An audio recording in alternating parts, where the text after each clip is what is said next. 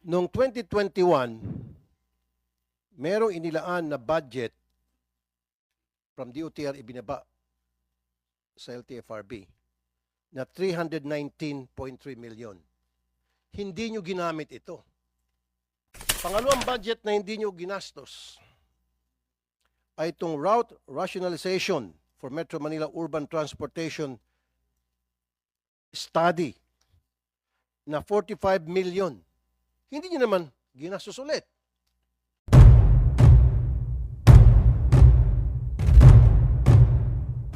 Now, ang tanong ko muna sa inyo, DOTR,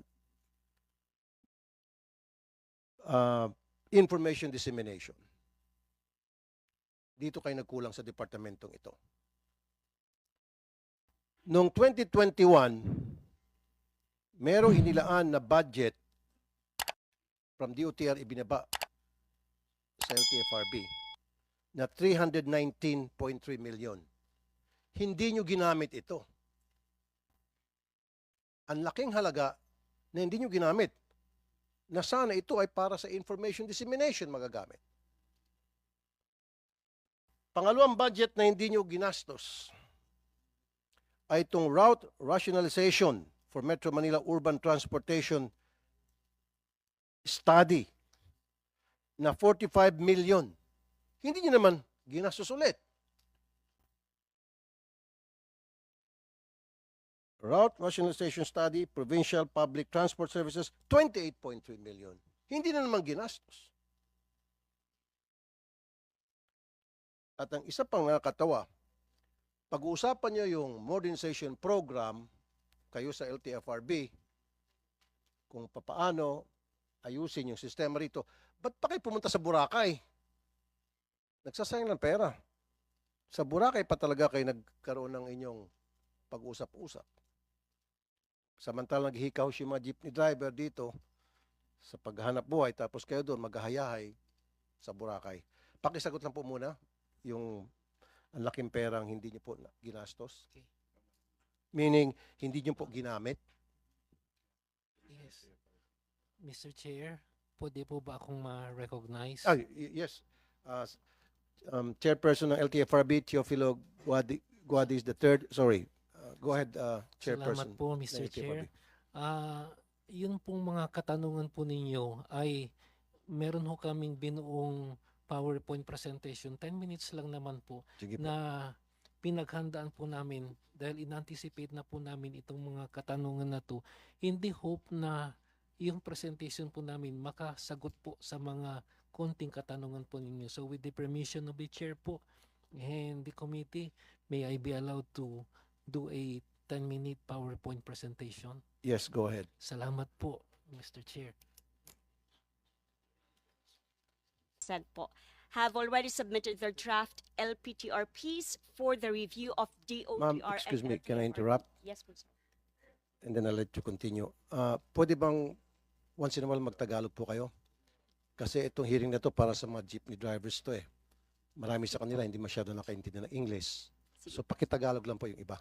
Kung Sige. kaya, ha? Thank you Sige po. I will try po. Hindi po kayo marunong magtagalog? Ay, marunong po, sir, pero okay. I believe. Sige, ma'am. Sige, ma'am. Continue. Sige po. Your Honor, if I may, I could continue na lang po para Sige po. itapos ko po. Pakibilisan lang po Yeah, sana. that's right. So anyway po, yung objective natin dito sa LPTRP po, umabot na ho tayo ng 71% among all nationwide po. So sila po ay either meron nang naipasa or nasa process pa po ng amendment. So yun po yung latest natin, 71% po. Next slide please.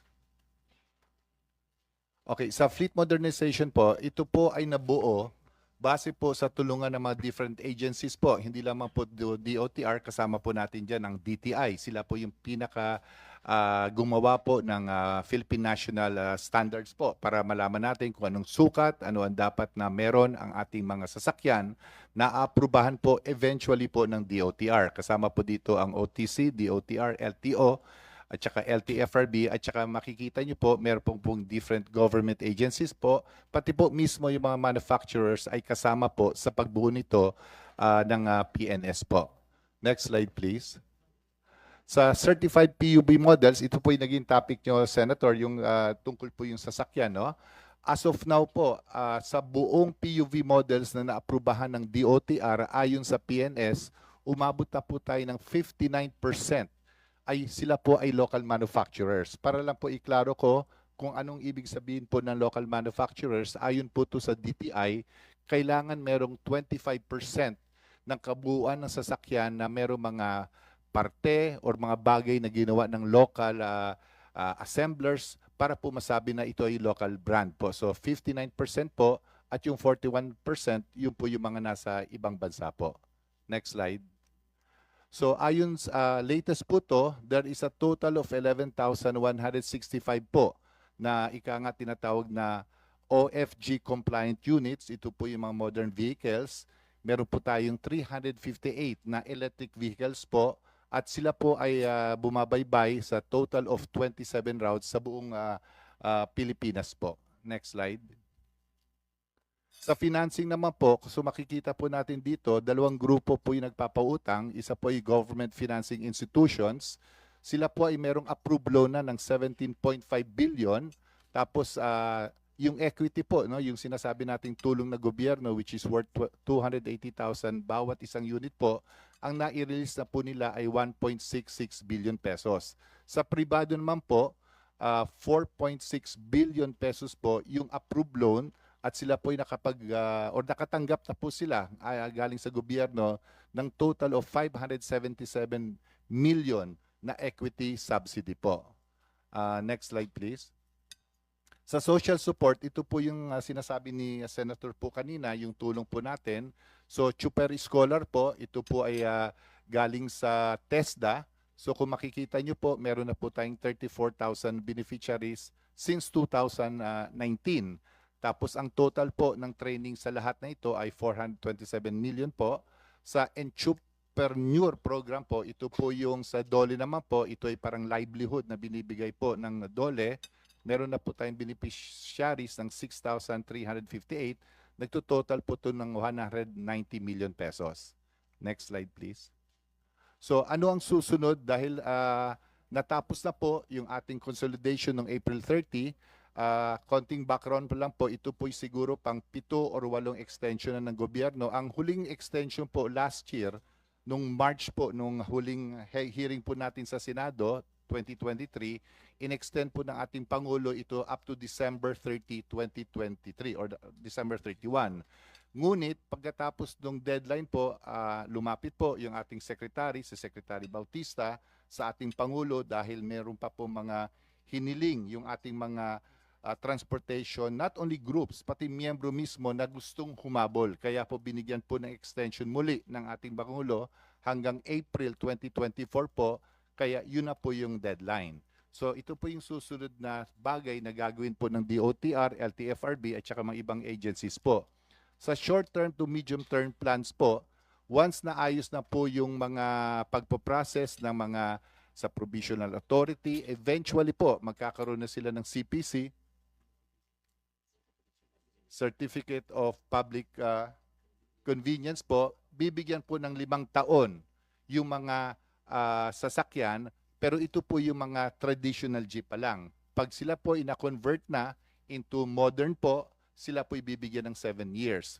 Ito po yung katanungan nyo kanina sa LPTRP po, ang project po namin, and we have to be to report po to you, this will take up to year 2026 po, yung LPTRP. Yung po yung objective natin na bago matapos or pagdating po ng 2026, aabutin po natin with our objective na mag 100% po kasi ang ginagawa po ngayon ng LTFRB, DOTR, sila po ay may mga trainings, may mga capacity building with the different LGUs po. Kailangan po talaga nila ng tulong further para ma-finalize po yung LPTRP. So ang project po natin by 2026, hopefully po ma 100% na po natin. Na yun, sa refleeting po, ito po yung pinakahuling component. Kaya sinasabi po natin sa mga transport sectors noon pa na wag nila pong isipin masyado yung pagbibili po ng mga modern vehicles because this will not happen soon. In fact po, ayon sa programa, yung refleeting po is 27 months. Ibig sabihin, pag nagsimula ka na at kailangan mo na mag-refleet, you have a total of 27 months na yung iyong units ay maging 100% po na modern vehicles. Ngunit yung 27 months po na yan ay magsisimula lamang pag yung lugar mo ay nabigyan na ng LPTRP.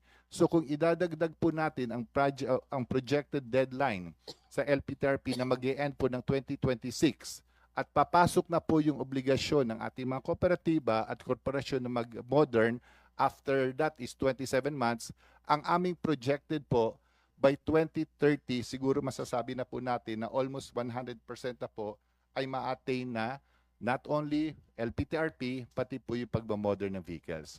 Last slide na lang ata. Next slide. Yes, sa LTO po yun, I think it was one of the questions raised by the committee. Mamaya po yung LTO. Next slide, please. Next slide. Ito po yung one of the questions that was raised, yung possibility po ng government subsidized bus program. I think ito po yung tungkol sa EDSA busway nung huli po nating hearing. Ang plano po talaga dito, dahil naging successful na po yung ating EDSA busway, nagkakaroon na po ng magandang disiplina na ito'y binibigay na lamang natin sa mga dapat dumaan, which is yung EDSA busway.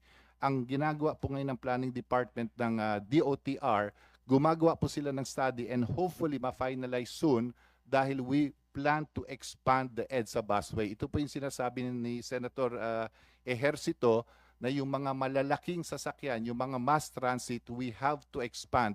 And hopefully po, pag na-expand natin ito, hindi lamang dadagdagan natin yung mga bus sa EDSA, ngunit aabot na po ito sa ibang destinasyon, not only Monumento or PITX, aabot po dapat to hanggang Alabang, hanggang sa sa kabila naman po hanggang Valenzuela. So yun po yung aming project or plano po para ma-improve po lalo yung ating serbisyo ng bus dito po sa EDSA. I think yun na po yung ating presentasyon. Maraming salamat po. Thank you, Mr. Senator Grace po. Thank you, Mr. Chair. Yun nga yung nagiging problema dito. Bago pa sana nagkaroon ng modernization initiative, dapat yung mga ruta nga, inuna yon para alam nga kung saan babaybay. Diba? Yung pag-aaral, dapat dun ginamit. Ngayon, Mr. Chair, siguro sa inyo, mas makikinig sila, no? Para sa akin kasi ito, ang ganda pakinggan 71% of LGUs have submitted the local public transport route plan. Pero, LTFRB has only approved 12% or 185. Yun po yung totoo doon. Maganda pakinggan yung 1,112 Pero ang totoo noon, 185 lang talaga ang viable. Now, that's fine. The only thing is, ang pangako kasi nila, that by June, dapat 50% na yung na-approve. Pero actually, 12% pa lang. So talagang hindi tayo umaabot sa deadline. So kaya naghihimutok yung iba kasi nga walang kasiguruhan. So anyway, I just wanted to point it out. Si Mr. Yusek Ortega naman has been very patient, but I guess we really have to get to the bottom of this. Bakit nga ang tagal-tagal nitong tama yung sinabi ninyo, yung local government. Siguro dapat mag-step in na rin talaga yung national government na pag hindi pa rin ninyo yan ginawa, ito na yon, di ba? So that's all, Mr. Chair, and I leave it to your capable hands to continue this advocacy to help our drivers and commuters. Thank you, Senator Grace po. Nabanggit nga kanina na merong deadline April 30, 2024.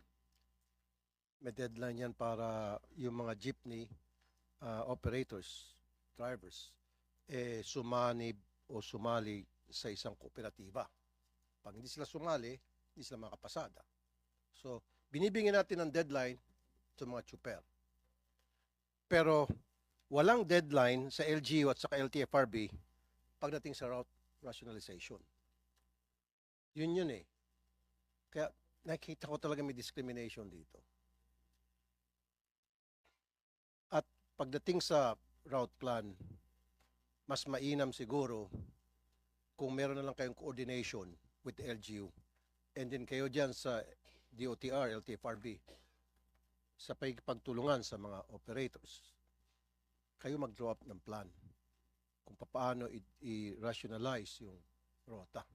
Huwag po talaga sa LGU. Ang dami ko na po talagang experience niyan through the years. Magrereklamo sa akin yung mga operator ng tricycle na ginagawang negosyo ni Mayor.